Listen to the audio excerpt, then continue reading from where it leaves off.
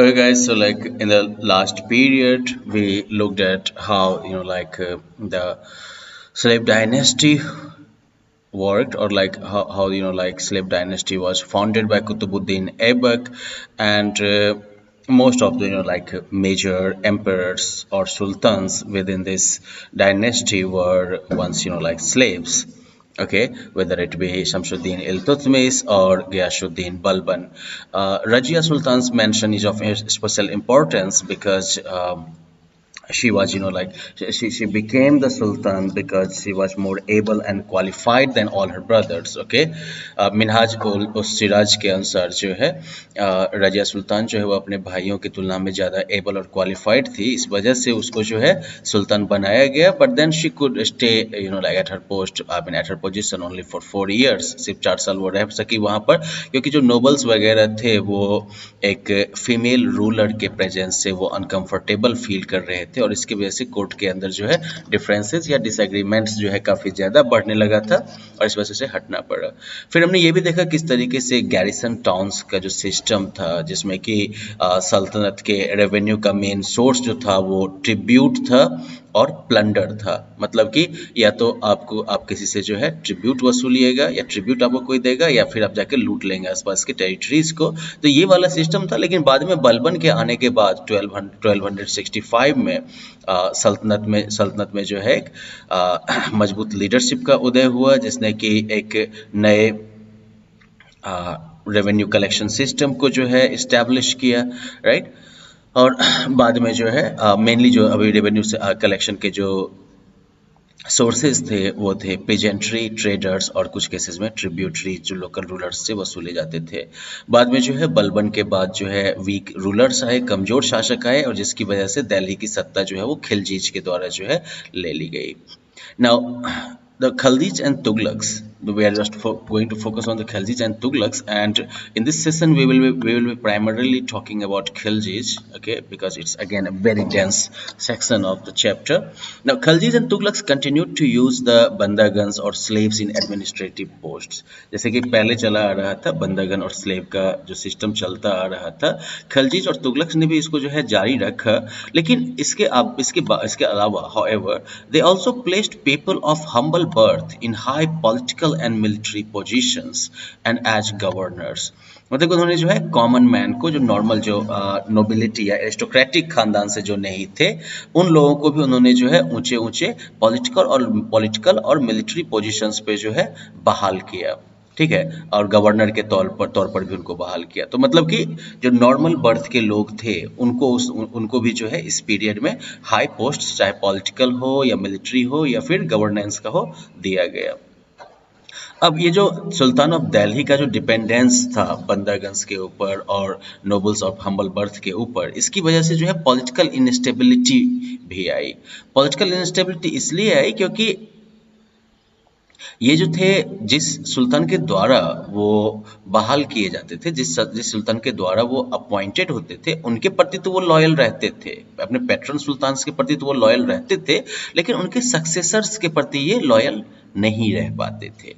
मतलब क्या हुआ कि मान लो कि किसी भी बंदागन को या नोबल ऑफ हम्बल बर्थ को, अगर मतलब किसी भी स्लेव को, एक्स स्लेव को कह सकते हो, या फिर किसी हम्बल बर्थ वाले किसी नोबल्स को, जो सुल्तान उसको बहाल करेगा, जो सुल्तान उसको अपॉइंट करेगा, उसके प्रति तो वो लॉयल रहते थे. वो उनके पैट्रन सुल्तान हो गए, उनके प्रति वो लॉयल रहते थे.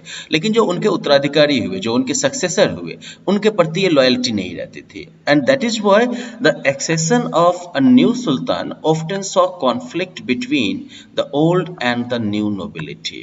और इसीलिए नए सुल्तान का जो एक्सेशन होता था, नया सुल्तान जो सत्ता पर बैठता था, तो उसके बाद जो है ओल्ड और न्यू नोबिलिटी के बीच में अक्सर जो है कॉन्फ्लिक्ट होता था, झगड़ा होता था. सुल्तान जो थे वो मिलिट्री कमांडर्स को जो है गवर्नर, डिफरेंट टेरिटरीज के गवर्नर्स के तौर पर अपॉइंट किया करते थे. ओके,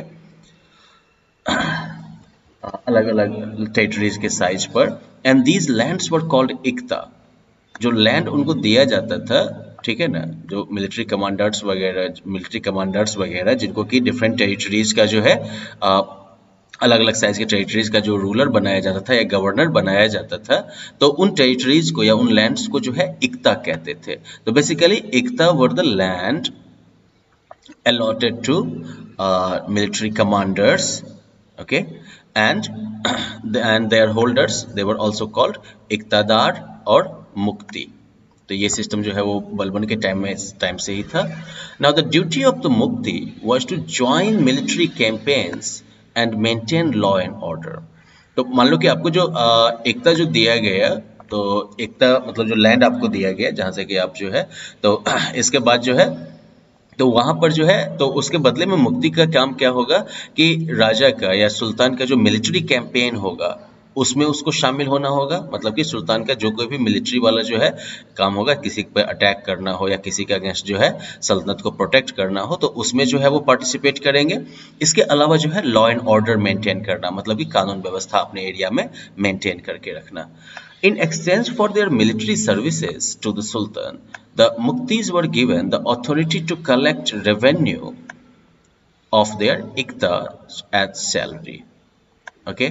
तो ये जो मिलिट्री सर्विसेज जो सुल्तान को दिया करते थे, ये इक्तादार या मुक्ति, उसके बदले में जो है उन्हें अथॉरिटी दी जाती थी, पावर दी जाती थी कि वो अपने इक्ता से जो है रेवेन्यू कलेक्ट कर सकते हैं, टैक्स कलेक्ट कर सकते हैं, ठीक है, अपनी सैलरी के तौर पर।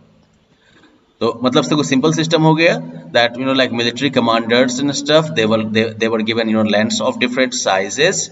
These lands were called इक्ता, और जो उसके मालिक हो गए वो इक्तादार या मुक्ति कहलाएंगे।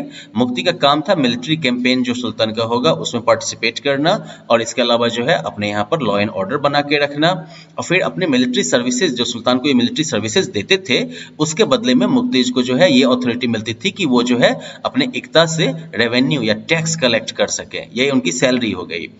इसी एकता से जो रेवेन्यू कलेक्ट करते थे वो, उसी से उनको जो है अपने सिपाहियों को भी सैलरी देनी पड़ती थी। Okay, they also paid their soldiers from these revenues. एकता से जो रेवेन्यूज उन्होंने कलेक्ट किए उसी से उनको अपने सोल्जर्स को भी पे करना होता था।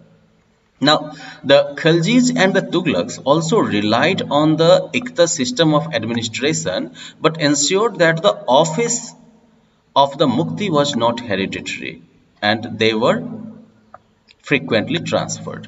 अब देखो ये एकता सिस्टम जो है वो तो बलबन के टाइम से ही आ रहा था, राइट? बलबन याद है ना आप लोगों को? 1265 स्लेव डायनेस्टी का जो है वो सुल्तान था, राइट? तो बलबन के टाइम से ही ये सिस्टम आ रहा था। तो खलजीज और तुगलक जो थे वो भी इसी एकता सिस्टम के साथ उन्होंने भी कंटिन्यू किया।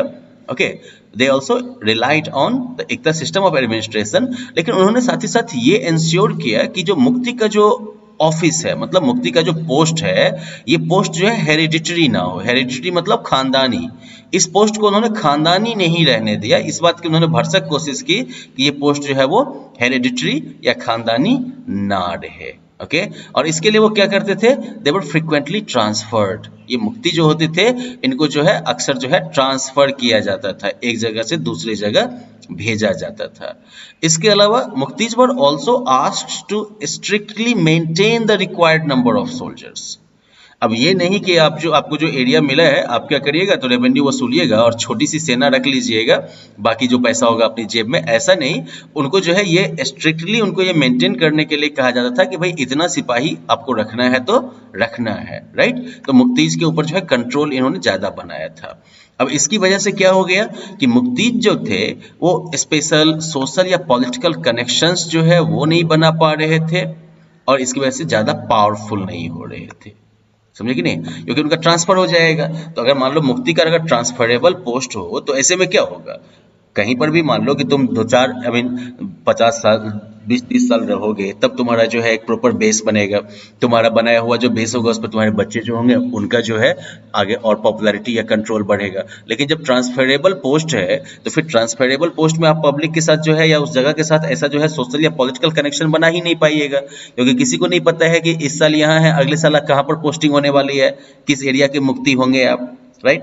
दूसरी तरफ जो स्ट्रिक्ट जो इन लोगों को मिलिट्री का नंबर मेंटेन करना था, ना उससे ज्यादा ना उससे कम, तो उसकी वजह से एक और चीज हो जाएगी, ज्यादा पावरफुल बनना चाहेंगे वो भी नहीं हो पाएगा, और अगर सोचेंगे कि कम सिपाही रख के हम पैसा ज्यादा जमा कर लें तो वो भी पॉसिबल नहीं है। The later sultans took utmost care that the mukti collected only the prescribed taxes and not more than that.